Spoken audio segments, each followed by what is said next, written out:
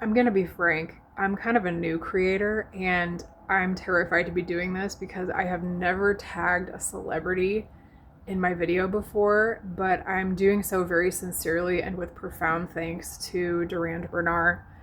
Um, and I'm going to link a comment that he made about himself as an artist to a point that I'm trying to make in this video.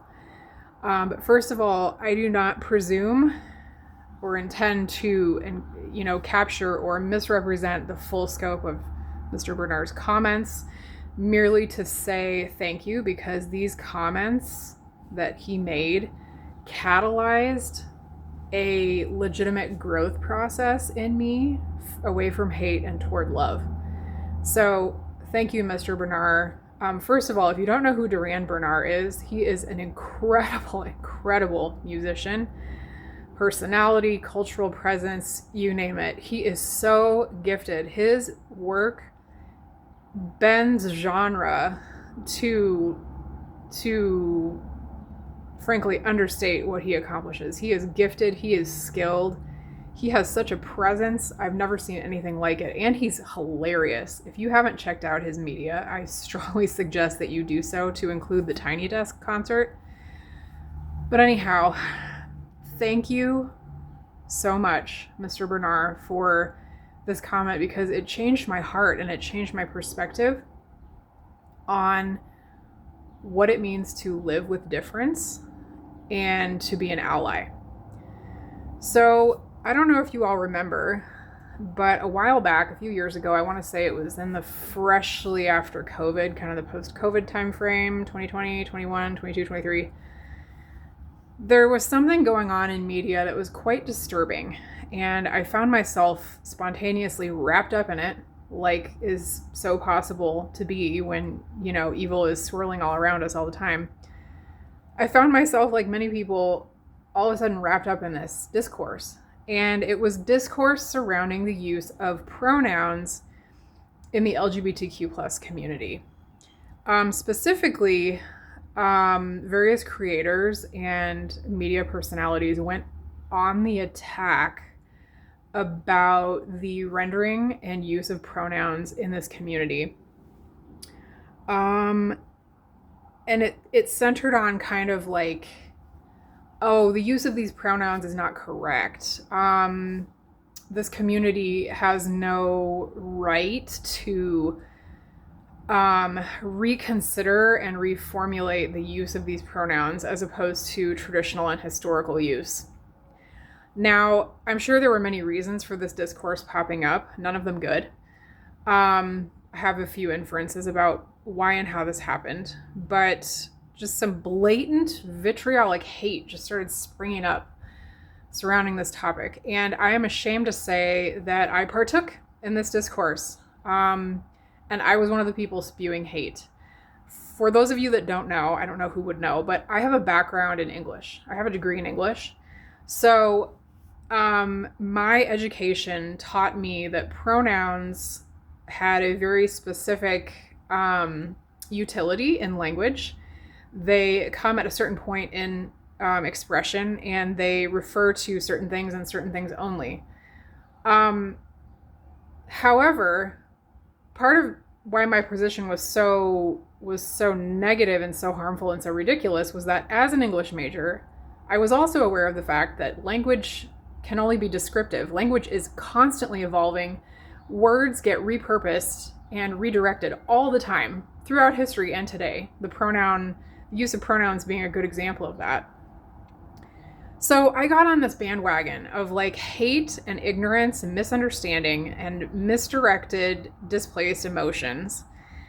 And I was like, oh yeah, they, them, that's only a plural pronoun. It's only to be used in the third person when you're speaking of two or more people.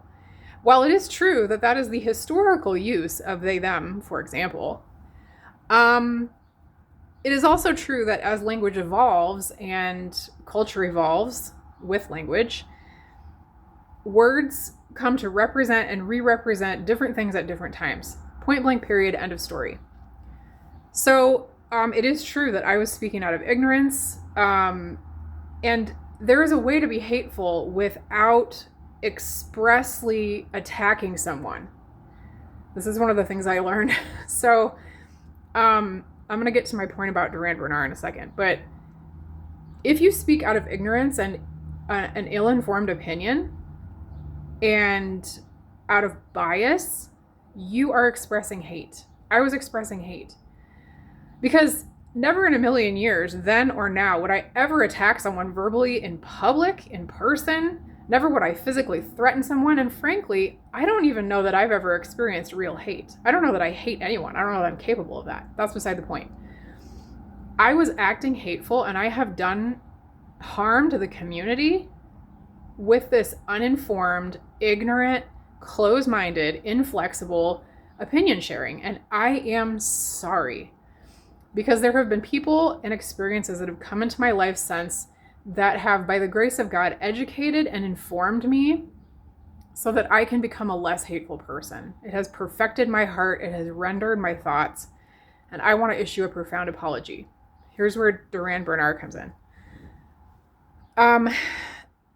Mr. Bernarr is quoted as saying something to the effect of, I don't want to get the quote wrong, but I am not meant to be experienced, or excuse me. Oh my God, I already fucked it up. I am not meant to be understood. I am meant to be experienced.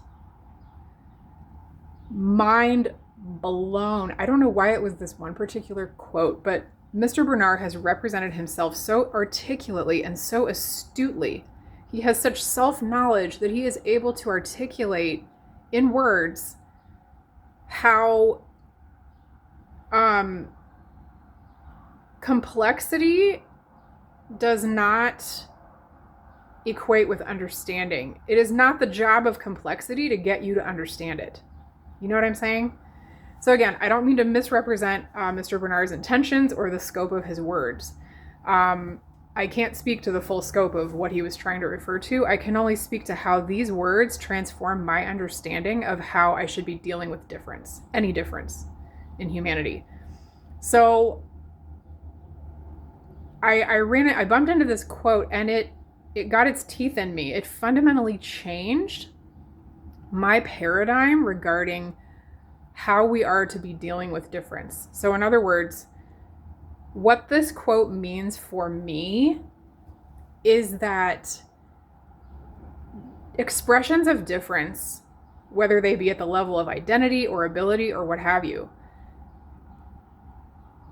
your respect of another individual, practical, implicit, explicit show of respect is not predicated on explanation or understanding on your part, explanation on their part, or understanding on your part. You can respect someone, honor their boundaries and their wishes without understanding zilch.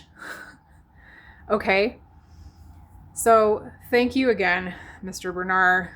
Again, it's not my intention to misrepresent or reduce the scope or the nature of what you were talking about. I can't speak to that at all. I just want to issue a thanks, and a thanks to all of you for listening. I hope this maybe changes your heart.